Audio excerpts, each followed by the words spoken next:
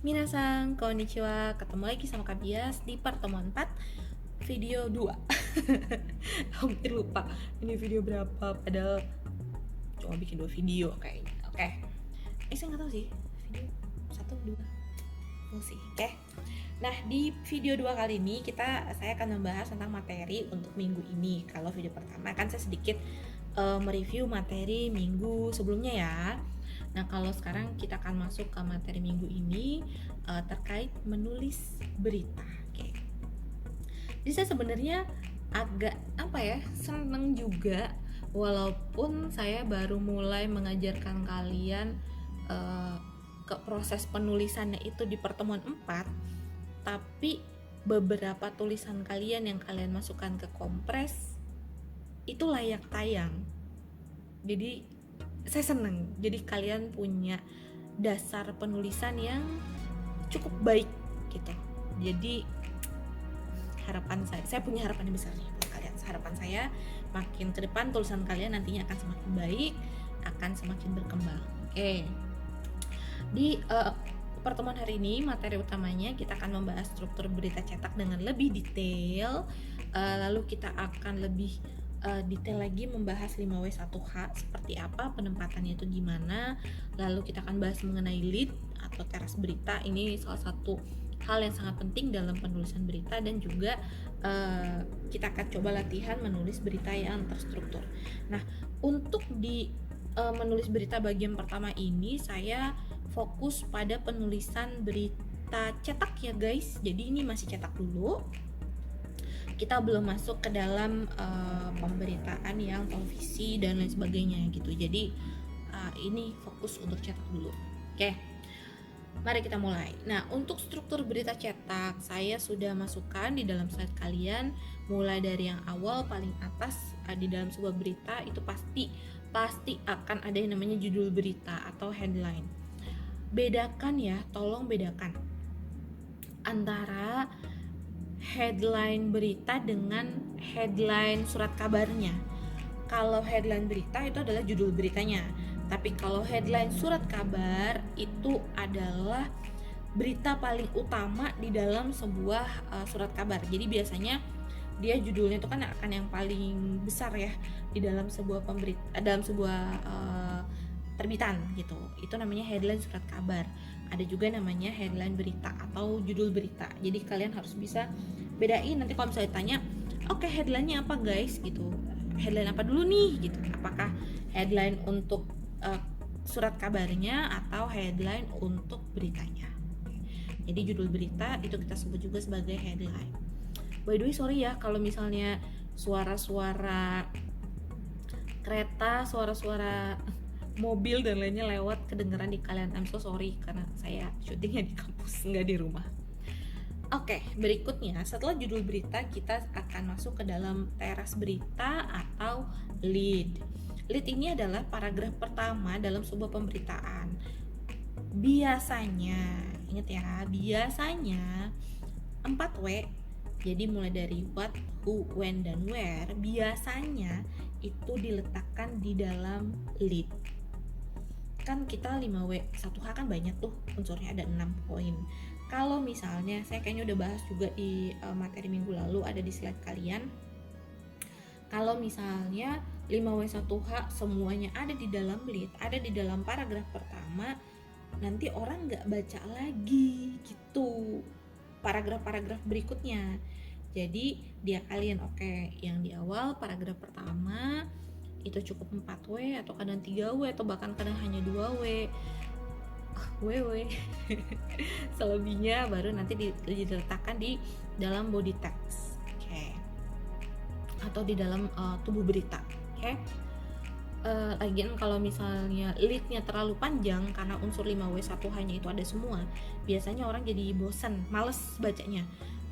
Kebanyakan orang sekarang itu malas membaca paragraf-paragraf yang panjang. Jadi mendingan pendek-pendek aja paragrafnya, lebih singkat, orang lebih tertarik untuk baca. Terus ada yang namanya foto berita. atau grafis, bahkan kadang-kadang ya bentuknya bisa foto, bisa grafis atau apapun itu. Tapi tidak semua berita itu diberikan foto, tidak semua berita itu ada grafisnya. Kadang-kadang hanya berita-berita penting aja, atau kadang malah ada foto tapi nggak ada beritanya gitu. Jadi ya itu memang balik lagi tergantung sama keputusan redaksi. Nah, setiap foto itu harus selalu diberi keterangan foto, atau nama lainnya adalah caption. Jadi nggak boleh foto ditaruh gitu aja tanpa ada keterangan, harus ada keterangannya nih, ini foto ini maksudnya apa gitu ya. Lalu kemudian biasanya di lead atau di awal, ini bagian dari lead, biasanya akan ada namanya baris tanggal atau deadline. Nah, deadline ini penulisannya biasanya tergantung sama gaya dari setiap media. Ada yang cuma nulis tempatnya aja, ada yang cuma nulis tanggalnya aja, ada yang tempat dan tanggal, ada yang nama medianya disebutin. Misalnya gini, Kompres Sabtu 3 Maret 2021 misalnya gitu. Ada yang cuma Sabtu 3 Maret 2021 misalnya, telah terjadi apa-apa gitu, atau bahkan cuma kompres terus baru masuk dalam leadnya. Jadi semua tergantung sama gaya pemberitaan dari si medianya itu. Tapi bagian itu kita sebut sebagai deadline. Bukan deadline ya, tapi dateline. Oke. Terus setelah itu kita masuk ke tubuh berita atau body text. Biasanya ini kelanjutan dari si berita. Di dalam body text ini atau dalam tubuh berita itu biasanya diisi dengan why dan how. Selain itu juga ada kutipan-kutipan dari narasumber, biasanya dimasukkan ke dalam body text ini. Nah, di dalam body berita biasanya itu standarnya ada 2 kutipan dari 2 narasumber. Itu akan lebih bagus. Atau kalau misalnya ada 2 narasumbernya satu cuma 1 nih, tapi kalau bisa ya kutipannya jangan cuma 1. Ada informasi apa lagi yang penting yang bisa kalian masukkan ke dalam berita kalian gitu ya. Dan yang terakhir ada penutup atau closing, biasanya merupakan bisa jadi ringkasan atau mungkin hanya sekedar informasi tambahan atau bahkan kutipan penutup. Itu tergantung sama yang dibutuhkan, informasi apa yang kira-kira masih dibutuhkan sama audiens kalian. Nah, saya juga bahas mengenai 5W1H ya. Di dalam slide ini saya bahas lagi sebenarnya seberapa penting sih 5W1H ini. Apakah harus ada semuanya? Apakah mereka harus selalu bergandengan? Misalnya dalam pemberitaan, misalnya dalam pemberitaan disebutkan di awal seperti ini, Kabias datang atau Kabias menghadiri acara Kolfest pada tanggal 4 Maret 2021 di Universitas Pembangunan Jaya, dikarenakan Kabias harus memberikan sambutan, misal gitu. Pada saat memberikan sambutan, Kabias membicarakan tentang A, B, C, D gitu. Apakah harus selalu seperti itu? Enggak. Karena kalau misalnya kayak begitu semua berita, orang bacanya bosen banget. Nah, makanya biasanya yang ditekankan di dalam lead itu hanya 4W, yang what, who, when, dan where, atau kadang bahkan kurang dari itu. Nah, yang lain-lainnya nanti baru ditaruh di dalam body text. Dan penyampaiannya juga gak harus selalu berurutan, who-nya dulu, habis itu what-nya, habis itu where-nya, habis itu when-nya, enggak kayak gitu. Itu semua tergantung sama gaya dari penulisnya atau gaya dari wartawannya. Kayak. Nah, selain itu sebenarnya 5W dan 1H ini bukan cuma untuk kepentingan pembaca kalian, tapi juga kepentingan kalian sebagai jurnalis atau sebagai wartawan. Ketika kalian mencari informasi, 5W1H ini akan sangat memudahkan kalian. Kalian tahu nih, oke, kejadiannya apa? What-nya adalah gempa misalnya. Oke, di mana? Oke, di Banten misalnya. Kapan? Jam 10 malam. Oke. Who, siapa saja yang menjadi korban? Siapa saja yang bisa diwawancara misalnya? Siapa saja yang tahu tentang kejadiannya, atau siapa saja yang terdampak dari gempa ini. Lalu gimana sih kejadian gempanya? Apakah gempanya kecil, besar, sedang, berapa skala Richter misalnya, terus kalau gempanya itu terjadinya pusatnya di mana, dan lain sebagainya, atau proses penyelamatannya seperti apa, itu part of how-nya ya. Tergantung angle pemberitaan kalian itu seperti apa. Jadi sebenarnya 5W1H ini kalau dibilang penting gak sih? Penting banget, karena itu sangat mempermudah kalian ketika kalian mencari informasi. Nah, saya juga udah bilang ya di sini kenapa 5W1H itu misalnya W-nya dipisah-pisah, kenapa yang why dan how itu ditaruhnya di paragraf-paragraf berikutnya. Oke,